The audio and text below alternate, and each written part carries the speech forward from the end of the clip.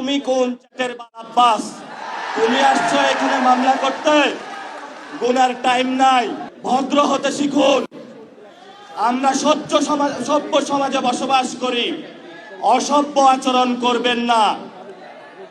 অসভ্য আচরণ যদি করেন, কিভাবে আপনাকে সভ্য করতে হয়, আপনাদেরকে সভ্য করতে হয়, এটা আমাদের ভালো করে জানা আছে। আমার নামে আজকে একটা মামলা হলো, মানহানির মামলা।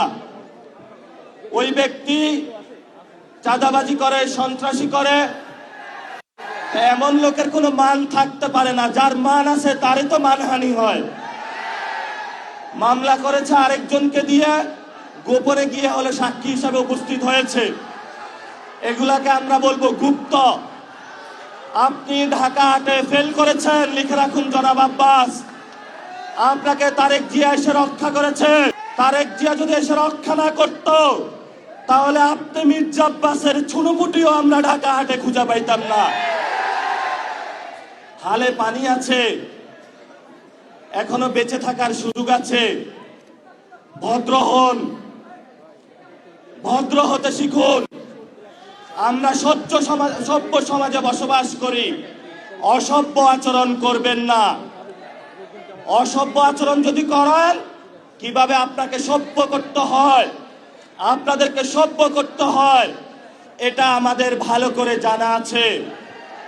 ওরা আমাদের ভয় দেখায়, আমরা এক আল্লাহ ছাড়া কারো কাছে ভয় পাই না। মামলা হামলা অনেক আগেই পার করেছি। শেখ হাসিনার আমলে রিমান্ডে নিয়ে আমাকে মাথা নিচের দিকে দিয়ে, পা উপর দিকে দিয়ে সারা রাত নির্যাতন করেছিল। কখনো আপোষ করার চেষ্টা করি নাই। তুমি কোন চাটের আব্বাস? তুমি আসছো এখানে মামলা করতে? গুনার টাইম নাই।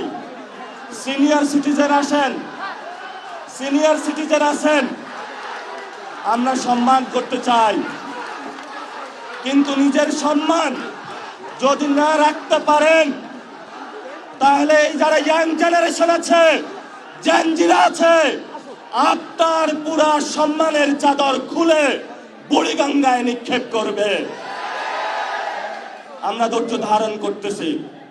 আমরা শান্তিতে বিশ্বাস করি, আমরা গণতন্ত্রে বিশ্বাস করি। ওই দিন নির্বাচনের দিন আমি যদি সেইখানে কনফ্রন্টেশনে যেতাম, হাজার হাজার স্টুডেন্ট হসপিটালে থাকতো।